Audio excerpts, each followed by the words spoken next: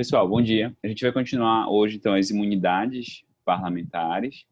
Nós vamos concluir as imunidades formais relativas à prisão, né? Nós começamos ontem, nós vimos ontem as imunidades relativas à prisão, nós vimos a questão das prisões cautelares e preventivas. E aí hoje nós vamos continuar vendo especificamente a prisão em caso de decisão definitiva e a prisão não, as medidas cautelares diversas da prisão, tá bom? Só recapitulando a aula de ontem para a gente conseguir continuar. Na aula de ontem, nós vimos que a Constituição não autoriza a prisão cautelar de parlamentar, a não ser na hipótese de crime inafiançável. E, neste caso, ainda tem que submeter a decisão do parlamento, para ver se o parlamento mantém a prisão ou se ele a relaxa. Aí, se ele quiser, se ele permitir a manutenção, ele autoriza o Supremo a decidir o que é que ele faz. O Supremo transforma a prisão em flagrante em prisão preventiva, se aplica uma medida diversa da prisão, pode ser o caso também, ok? Então, isso é importante recapitular. Bem, e a prisão em razão da decisão definitiva? Gente, esse aqui é o ponto. Então, o processo vai ter seu andamento regular e tal, vai ser julgado, e em algum momento ele vai transitar em julgado. Em algum momento o processo vai concluir o trâmite. Ele pode concluir pela aplicação da pena de prisão. Gente, o parlamentar pode ser preso em razão dessa prisão definitiva? Em razão dessa sentença definitiva? Pode, obviamente pode. Esta prisão está condicionada à decisão do parlamento? Não, não está. Então, olha só.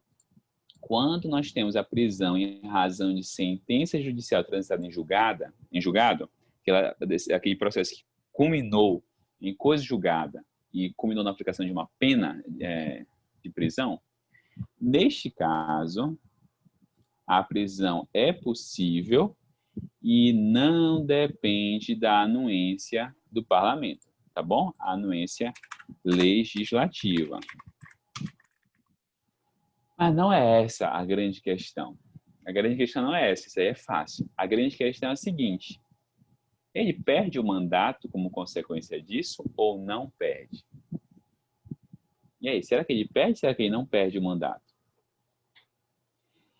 Olha só o que vai dizer o artigo 55 da Constituição. O artigo 55 diz: perderá o mandato o deputado ou senador que, inciso 6º, sofrer condenação criminal de sentença transitada em julgado. Só que tem um problema.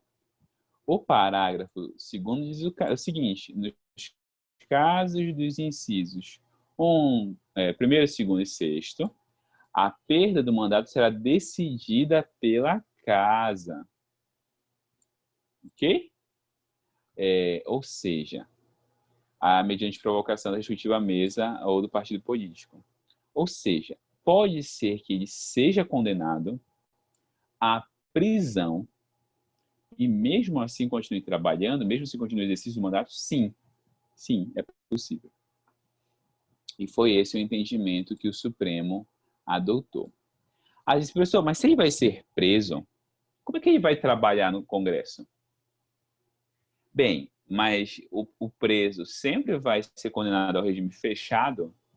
Quais são os regimes de condenação que nós temos no nosso sistema penal, no nosso sistema criminal? Fechado, semiaberto e o aberto. Então, se for fechado, aí vai ficar difícil para a casa mantê-lo no exercício das funções no regime fechado. Mas e se ele for no regime semiaberto? Será que pode? Gente, nós já tivemos casos assim. Olha aqui, deixa eu pegar para vocês alguns exemplos de parlamentares que trabalharam assim. Então, olha só.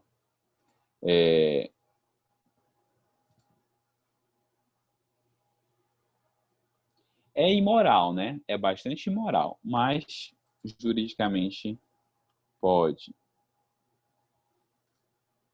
Deputado condenado ao regime semiaberto diz que passou 110 dias no regime fechado. E olha só, ele retornou ao trabalho. condenado ao regime semiaberto. Não perdeu o mandato. Então, Figueiredo foi condenado pelo TRF4 a 5 anos e 3 meses de reclusão em regime semiaberto pelos crimes de dispensa irregular de licitação quando era prefeito de Pinhalzinho. Ele retornou às suas atividades parlamentares na segunda-feira, quando ele recebeu o liminar para conseguir passar para o regime semiaberto. Mesma coisa esse deputado aqui. Deputado que cumpre pena no regime semiaberto volta ao trabalho na Câmara. Tá? Deputado Celso Jacó voltou ao trabalho na Câmara após ter sido autorizado pela Justiça a cumprir sua pena em regime semiaberto. Bem, gente, é uma situação obviamente imoral que você tem um parlamentar condenado trabalhando e representando a população e participando de deliberações importantes, como alteração no Código Penal, alteração no Código de Processo Penal, decisões sobre combate à corrupção, e aí condenado ao regime semiaberto, ou seja, ele é um preso. Ele é um preso. Embora não no regime fechado, mas ele é um preso. Bem, mas conforme a jurisprudência do Supremo, então, tomando com base no artigo 55, inciso 6º, cumulado com o parágrafo 2º da Constituição,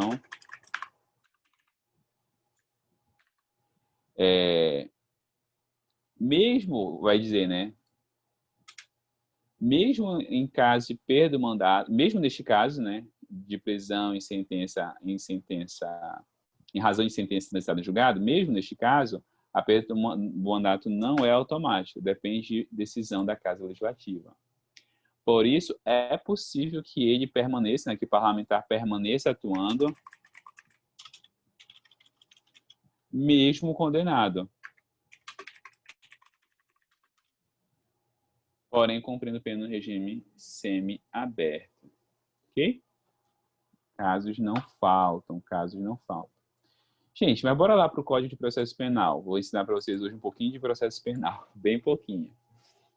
O Código de Processo Penal, lá no artigo 319, vai falar de medidas cautelares diversas da prisão, ou seja, medidas que o judiciário toma no curso do processo, que não são a prisão, nem a em flagrante, nem a temporária, nem a preventiva.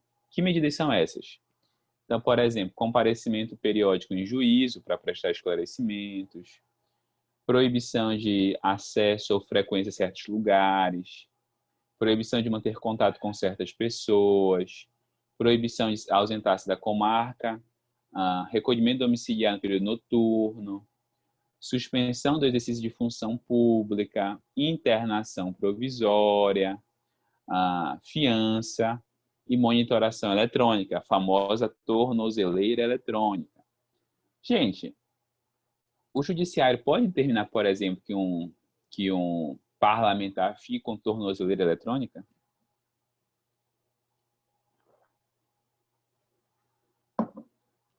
É possível isso?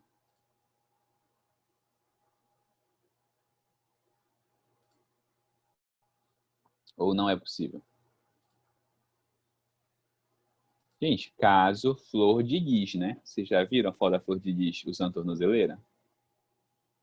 Ela foi decretado, sim, e ela está cumprindo. Gente, então, pergunta, pode? Claro que pode. O Supremo já considerou, a gente até leu o precedente ontem, lembra? A gente leu o precedente do Alexandre de Moraes. Bem aqui, olha só. O Poder Judiciário dispõe de competência para impor aos parlamentares, por autoridade própria, as medidas cautelares a que se refere ao artigo 319, que a gente acabou de ler. Pode sim, tá bom? Sem o que se fizer necessário. Então, o CPP, como eu te disse, né, traz diversas medidas diversas da prisão, artigo 319, que podem ser aplicadas ao indiciado ou réu. Por exemplo, a monitoração eletrônica, tá? Caso for de Lis. Não vou escrever aqui, mas você já sabe. Essas medidas podem ser aplicadas aos parlamentares, ok? Se essa medida não interferir no exercício do mandato, ela não depende de autorização da Casa Legislativa. Então, por exemplo, a tornozeleira prejudica ou impede o exercício do mandato parlamentar pela flor de lis? Sim ou não? Prejudica o exercício regular das suas atribuições? Não. Se não prejudica, o Congresso precisa autorizar?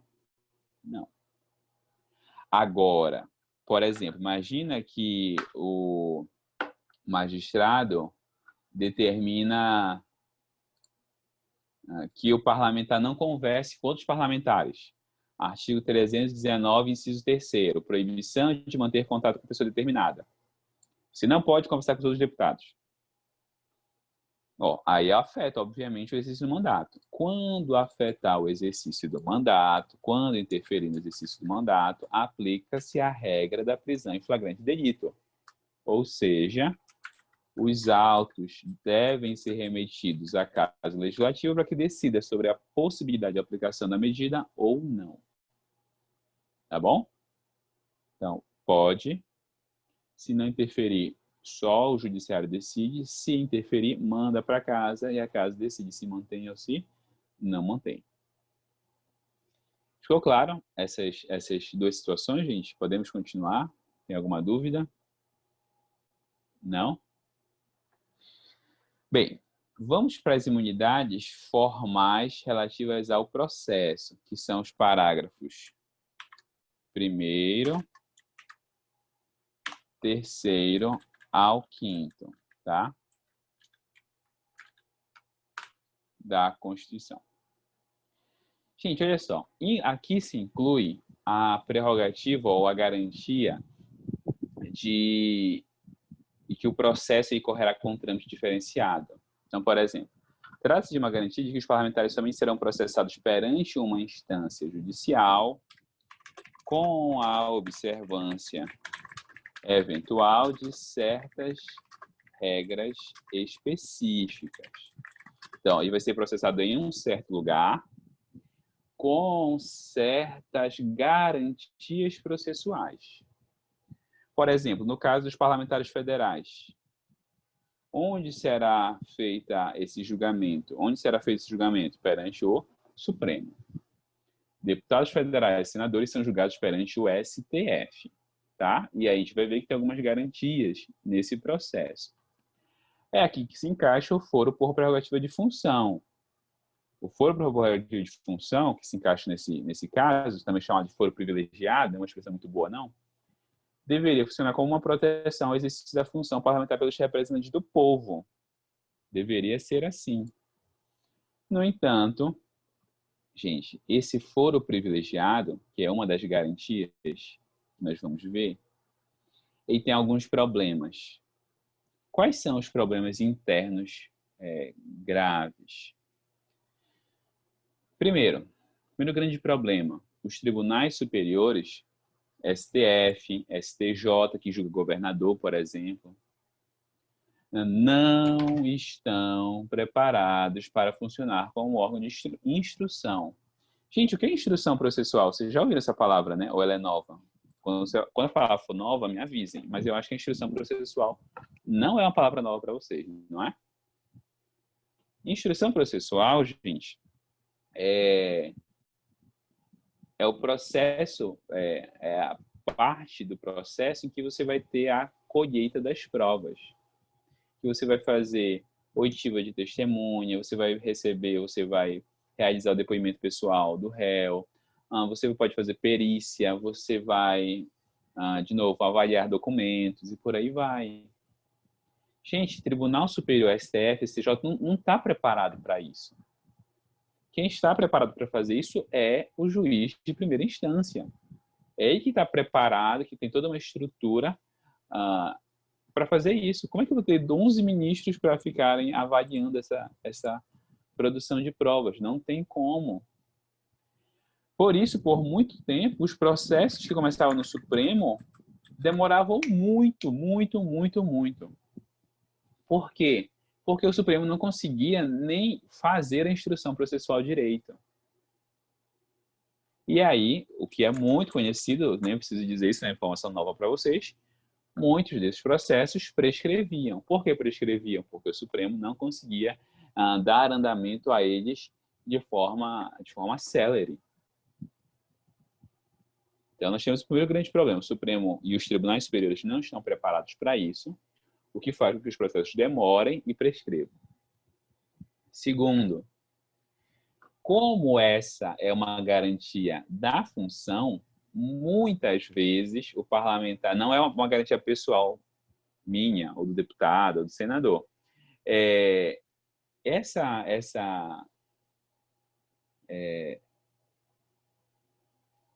garantia, ela era muitas vezes manipulada pelo acusado. Como assim? Vou mostrar para vocês daqui a pouco um caso. Mas o acusado passou anos sendo julgado, anos sendo processado perante o Supremo. Quando faltavam 5 dias para o julgamento, o cara disse, opa, vou renunciar ao mandato. Renunciou ao mandato, o que aconteceu? O processo desceu. Foi lá para a primeira instância. Reiniciar quase tudo, né? Porque o juiz não sabe de nada do processo, o juiz vai ter que reavaliar as provas, reavaliar tudo, ver se está tudo certo. Então, olha só.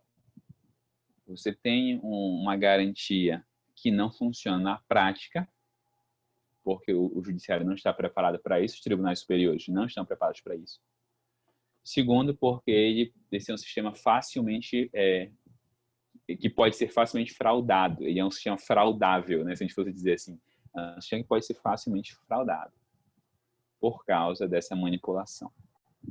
Tem outras razões, né? Então, o ministro Celso de Mello, aposentado, o ministro Gilberto Barroso, diz assim, o Brasil, ele só tem assim, são 50 mil autoridades no Brasil que foram privilegiadas, foram por prerrogativa de função. E o Brasil só tem tanta autoridade assim porque o Brasil tem um espírito aristocrático. É um espírito aristocrático que existe no nosso país, que acha que o político não deve, e político não, né? Tem políticos, desembargadores também, membros do Ministério Público, todos esses. Ele não pode ser sujeito a um julgamento perante uma primeira instância.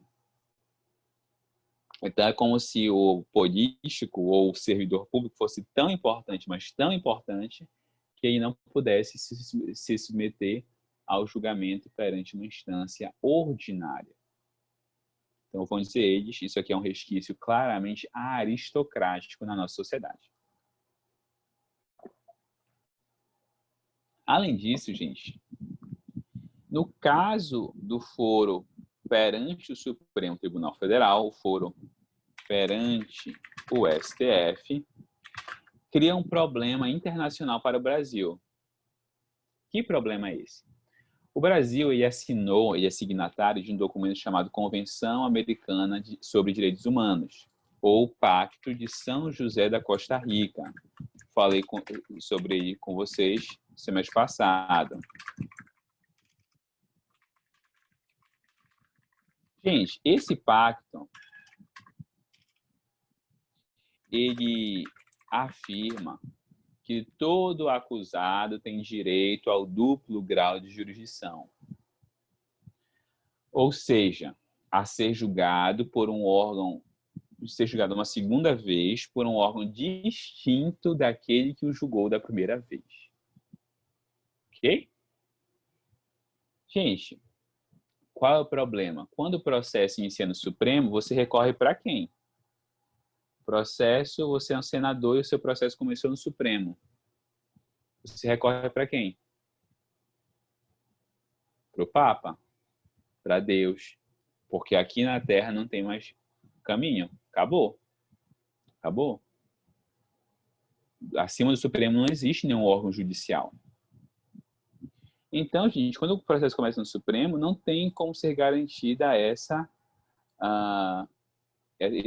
duplo grau de jurisdição. Afinal, mesmo que o réu fosse julgado por uma turma, então o Supremo tem 2 turmas, primeira e segunda turma. Aí ele vai ser julgado pela segunda. Aí quer recorrer. Vai recorrer para quem? para o pleno. E o pleno é formado pela primeira e a segunda, ou seja, metade, quase metade da formação é originária. Ou seja, ele é basicamente formado pela turma julgadora e turma não julgadora. É quase a mesma coisa. Então, isso cria um problema grave para o nosso sistema judicial.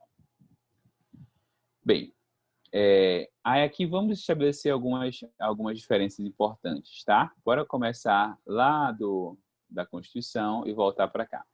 Artigo 53. Bora começar... Ah, não, aqui. Artigo 53. Bem, parágrafo 1º. Os deputados e senadores, desde a expedição do diploma, serão submetidos a julgamento perante o STF. Desde o momento que eles receberem lá o diploma, confirmando a sua eleição, autorizando-os à posse, eles vão ser submetidos a julgamento perante o STF. Desde a expedição do diploma, aqui não, a terceira. Recebida a denúncia contra o senador ou deputado por crime ocorrido após a diplomação, o Supremo Tribunal Federal dará ciência à respectiva casa, que, por iniciativa de partido político nela representado e pelo voto da maioria de seus membros, poderá, até a decisão final, sustar o andamento da ação. Esse pedido de sustação será apreciado pela casa respectiva no prazo de 45 dias do seu recebimento pela mesa diretora. A sustação do processo suspende a prescrição enquanto durar o mandato. Bora para cá, gente. Aqui, então, a gente vai ter que fazer uma diferença. A Constituição, ela faz um tratamento, ela estabelece um tratamento diferenciado conforme o crime imputado seja anterior ou posterior à diplomação. Tá bom? Então, não é nem... Primeiro que não vai ter segunda, a diferença, né? A Constituição estabelece uma diferença. Caso tenha ocorrido antes da diplomação, não tem alteração, o fluxo do processo é o mesmo, segue normalmente. Ok? Então, cometeu antes de ser diplomado, segue o fluxo, não tem alteração. Caso, no entanto, tenha sido praticado após a diplomação, a Constituição garante o seguinte: primeiro, o processo aí será informado à respectiva casa. Então, olha, aconteceu um crime. Por exemplo, imagine o seguinte: o deputado se elege, o deputado federal se elege, ele foi diplomado, e aí depois que foi diplomado, ele procurou um empresário e disse: olha, eu sei que você tem um interesse lá no Supremo, ou lá no Supremo já, na Câmara, e eu, se você me pagar X, se você me pagar 200 mil reais, eu resolvo para ti esse problema. Opa! Crime cometido após a diplomação. O que acontece? O processo será informado à respectiva casa. Opa, Câmara, aconteceu este ato e eu estou avaliando, estou investigando, estou apurando e processando esse acusado. Bem, não é necessária licença, tá? Não é um pedido de autorização, é apenas uma informação, será informado. Não se trata de pedido de autorização, tá? Por que eu estou dizendo isso? Porque antes era necessária uma autorização, olha só. Eu disse para vocês ontem que isso aqui tudo é fruto de uma alteração de 2001. O artigo 53, ele é fruto de uma grande reforma de 2001, a emenda 35. Antes dizia o seguinte: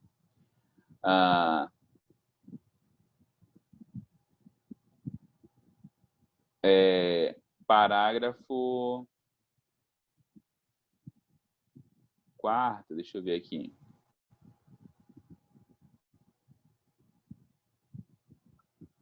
Parágrafo não é o 4º. Aqui, parágrafo 1º mesmo. Desde a expedição de diploma, os membros do Congresso Nacional não poderão ser presos. Aí vem a segunda parte. Nem processados sem licença da casa. Até 2001 era assim. Ou seja, o Supremo ele não informava. O Supremo antes pedia autorização. Ei, eu posso processar esse cara aqui? Eu posso processar esse cara aqui que está sendo acusado de, sei lá, prevaricação, ou algo do tipo. Eu posso processá-lo se a Câmara ou o Senado não aprovasse, não poderia processar. Agora é o inverso, agora é o inverso. Agora, o processo apenas será informado à casa e não mais se trata de um pedido de autorização. Tá bom? Desde a emenda constitucional 35 de 2001, não se trata de pedido de autorização. Tá bom? Agora é o inverso. Partido político representado na casa pode pedir a sustação do andamento da ação. Ok? Então, olha, não, mas olha, esse é um deputado muito importante, isso foi um crime de menor importância, não é relevante o suficiente, bora suspender o andamento da ação até ele terminar o mandato dele, para ele poder exercer o mandato tranquilamente. Tá bom? Se for aprovado o pedido de sustação, suspende o prazo prescricional, tá? O crime não prescreve enquanto estiver sustado o andamento da ação. Deu para entender essa primeira parte do processo? Sim? Ok, guarda essa informação. Vamos agora para o foro por prerrogativa de função. Gente, como eu disse, o foro tem grandes dificuldades práticas. Grandes. E aí, gente, isso pode ser exemplificado com o primeiro grande caso, que é o caso Goodyear.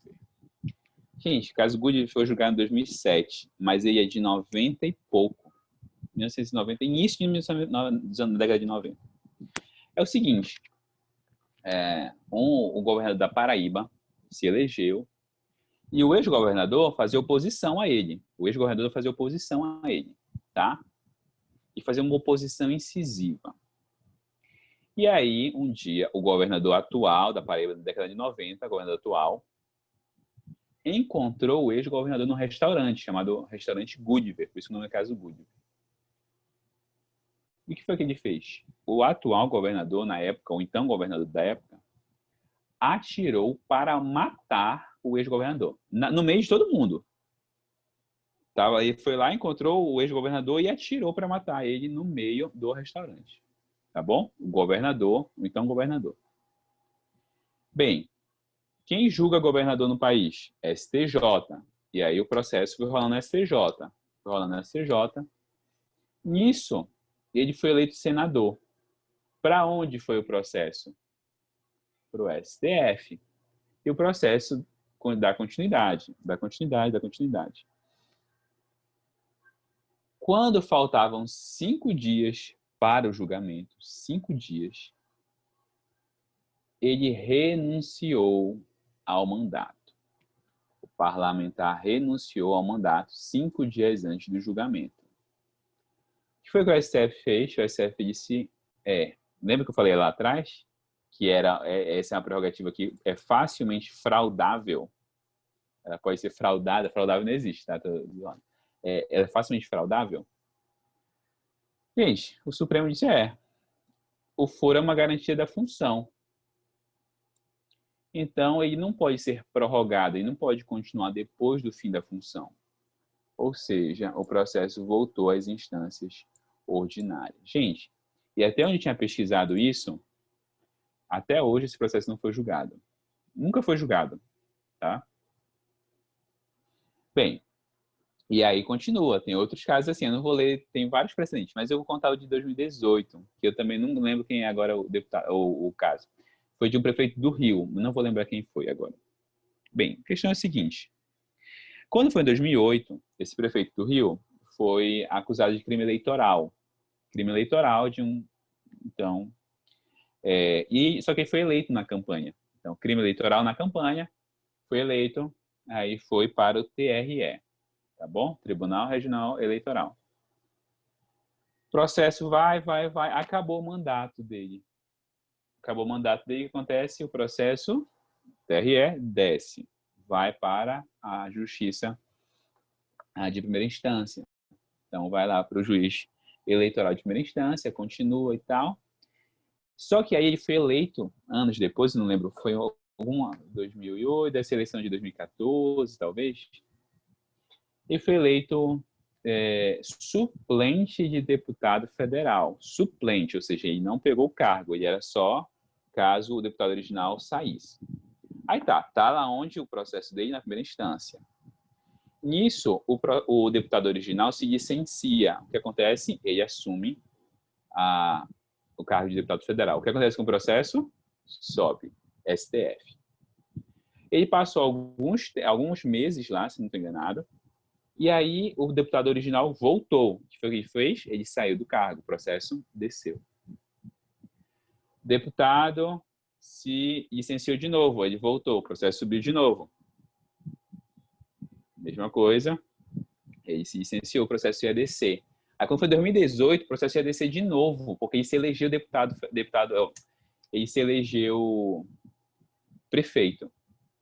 Aí olha só, subiu, desceu. Aí quando ia descer de novo, o ministro Luiz Roberto Barroso, que era o relator, disse: epa, não tem condição. Não tem condição. E aí o ministro Luiz Roberto Barroso apresentou uma questão de ordem. Ele disse: olha, eu não vou mandar o processo descer até que o Supremo decida isso. Que alguns ministros chamam de valsa processual. Uma valsa porque vai e volta e não sai de lugar nenhum. Eu quero resolver isso. E aí o Supremo, em 2018, fixou o seguinte entendimento, que é o que existe até hoje. Então, o parlamentar trocou de cargo diversas vezes, fazendo o processo migrar reiteradamente entre a primeira instância, o Tribunal Regional Eleitoral e o STF. O que o Supremo decidiu, gente? Duas coisas. O foro não pode ser exercido em abuso de direito. Você não pode abusar do foro, você não pode usar o foro para fraudar a justiça. Ou seja, ele não pode ser usado para frustrar o processo. Por isso, disse o Supremo, a renúncia ao mandato para evitar o julgamento de um processo pronto para decisão não afasta a competência do Tribunal Especial. Então, o processo está pronto, concluiu a fase de instrução, está na fase de alegações finais. Aqui, acabou. O processo não desce mais, ele será julgado. E será julgado. Ponto. E o segundo, gente, talvez o mais importante. O foro só vale para crimes cometidos durante o mandato e em função do mandato. Então, por exemplo, voltando aqui ao caso Goodyear, se este entendimento atual do Supremo fosse vigente na época, o governador seria julgado pelo STJ? Não. Porque matar alguém, tentar matar alguém, tem nada a ver com o mandato. Nada. Ok? Então, o que foi que o Supremo disse? Só em função do mandato e durante o mandato. Os demais casos, regra geral. Vê quem quer julgar. Quem quer julgar? Tribunal do Júri, primeira instância, Justiça Eleitoral, Justiça Federal? Regra geral. Gente, este é o posicionamento atual, tá bom? Tem decisões ainda questionando esse posicionamento. Vamos ver se o Supremo mantém ou muda, mas eu espero que ele mantenha. Isso aqui foi um grande avanço para o combate à impunidade no nosso país. Ok, gente? Olha, nós conseguimos vencer o conteúdo de forma até rápida hoje. Mas tinha alguma dúvida em relação a isso? Tudo certo? Perfeito.